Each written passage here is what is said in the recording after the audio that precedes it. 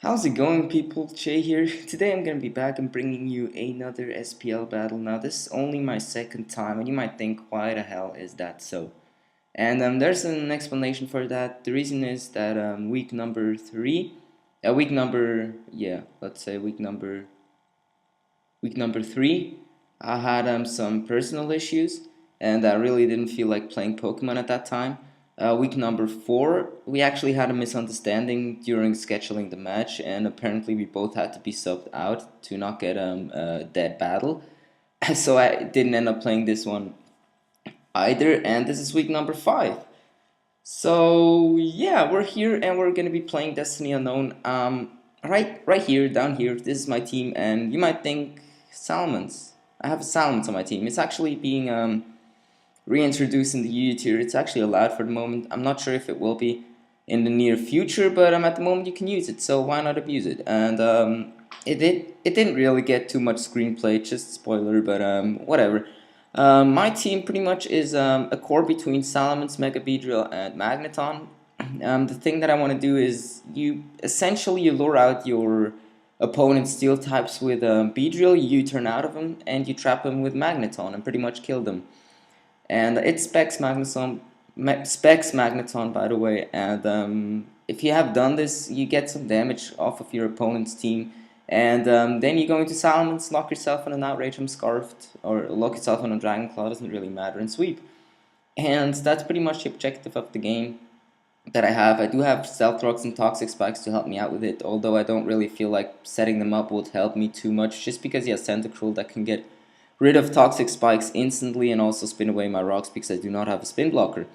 On his side of the field, though, I can see that he doesn't have a ground type, so that means my Voltron combo will do work once I get it started, and also my Beedrill does a lot of work, just because my Beedrill baits out pretty much his Aggron, and also Tentacruel, depending on if he is specially or physically defensive. But thing is, I do my Magneton can take it on. Also, Beedrill does happen to have Drill Run for Tentacruel, so that will do a lot to it too. Florges is not really a problem to my team. He does have a nasty core between Florges, Aggron, Tentacruel, and this thing, what's it called, Cresselia. So I think my Beedrill and my Magneton can really take care of that, just because I can essentially trap Aggron with my Magneton, although it will live T-Bolt at like 70%. So I have to get it like around 60%, and then I'll be confident enough to take it out with T-Bolt. But as I said, I don't really want Stealth Rocks up on the field, and I'm kind of worried about this Heracross, because if it happens to be Choice Banded, I don't really have much on it to take it, because I do not have a good fighting resist. As you can see, my 3 walls can also only take fighting neutrally.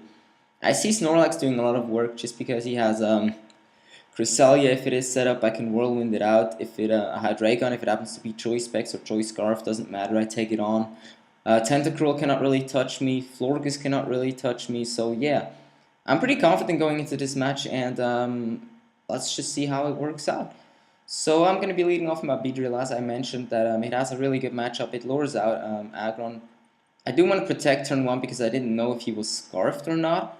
And right now that gives me the chance to U-turn out, and you might think 13% is nothing, but I take every single percent I can get on this Aggron, because later on I will have to take it out with my Magneton. So right here he goes for Stealth Rocks, a Rapid Spin, because I cannot have it on my field, because my win condition is definitely Beedrill and also Salamence paired up with Magneton, and he brings in Heracross. He goes for Close Combat and does 57%, so I know for a fact that this is Choice Bandit, and I don't really have much for this at all. So I'm going to go into my Beedrill. I know that he has to switch out, so I'm going to go for U-turn.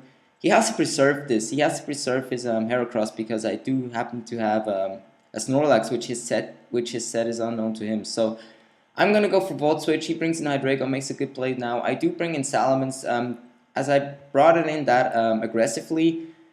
Even though I didn't know whether his Hydreigon was Scarfed or not, that indicates to him that my Salamence is Scarfed as well. So I'm going to pull the double switch, predicting his Florges, or his Florges especially, or his Tentacruel. Now I'm going to stay in Flash Cannon.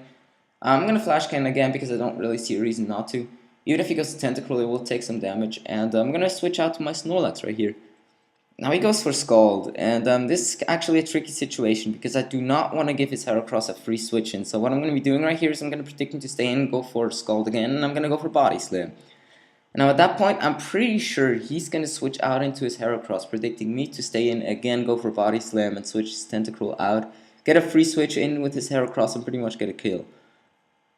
So what I have to do right here is I have to double switch, and I'm going to go into my Beedrill, which can't take this thing out with a Poison Jab. But unfortunately, he stays in, goes for Scald again, and my heart dropped at that point because Beedrill is my win condition. I definitely don't want that burned, but thankfully he does not do that. I go for Drill Run, and his spinner is essentially gone, also that thing that can set up Toxic Spikes. So I'm going to U-turn out on his aggro, and as I said, I do have to get enough damage onto this to kill it with a nice and powerful T-Bolt.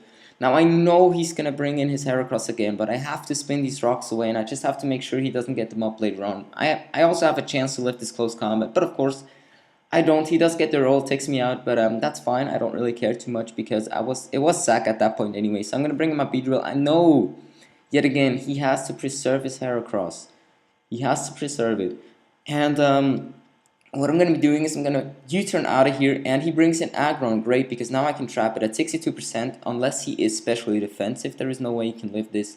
And I'm going to go for T-Bolt and take him out, so there is no rocks for him. I still have my Swampert to set up my rocks, but even if I happen to accomplish that, I don't really see too much reason to do so. And he does bring in Heracross right now, and my best play right now is just to sack off my Swampert because I don't really want anything else taking damage.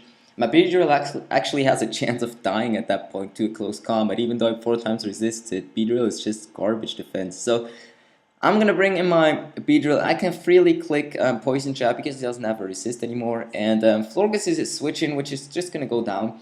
He brings in Hydreigon. Now I am gonna go for Protect. This is a crucial turn as well. He goes for Dark Pulse. Now I know for a fact that I can live Dark Pulse if he is Timid Choice Scarf, which I think he is. I can live Dark Pulse at that point. He has like a 2% chance of killing me at 65%. Like 1 roll or 2 rolls can knock me out at that point. Or maybe it's just Showdown fucking up and it was actually like 3 or 4 rolls. Doesn't matter. But I'm pretty sure I can live this, and I have a very good chance of living this. So my best play right here should actually be Poison Jab, but I wasn't sure if that will take it out. So what I did is instead is gonna go for U-turn as he brings in Heracross. Yet again, I'm gonna bring in my Salamence. The reason he brought in Heracross is because he was predicting my Snorlax, and I was thinking that might be another possibility, and I didn't want to bring in my Snorlax on a possible Dark Pulse, and then he double switches to Heracross and grabs another kill. So best play for me was definitely to stay in because I had a good chance of living it, and I can kill him in return, which is very nice. So he brings in Heracross. I'm gonna bring back in my Beedrill. Actually, no, that was double switch. I brought in my Salamence, but I know that he has a Cresselia, which is his #1 switch in, so I'm going to pull off the double switch into my Beedrill yet again, as he does bring in Cresselia. I do go for U-turn, and bring him a Magneton as he goes for Calm Mind, and at that point I've pretty much won, because I do have my Snorlax with Whirlwind, and he realizes that, and he actually forfeits. So, yeah, my Snorlax, he didn't know my Snorlax set, which is why he had to preserve his Heracross. Because Heracross is the only thing that can essentially kill it. If I was cursed with Snorlax, he would have just lost there had he sacked his Heracross, but he didn't. So that was a good game. That was actually the deciding game that I had to play, which we were up 6-0 I think this week, and the time I was playing, the score was 6-4. So my match was basically all the matches that happened, but yeah, my match was pretty much a decider to not give them any chance of a tie this week and actually win. That was our first week that we've won, and I'm pretty happy about that. So yeah, hope you guys enjoyed this. Leave a like if you did, comment, subscribe, and I'll see you guys next time. Peace!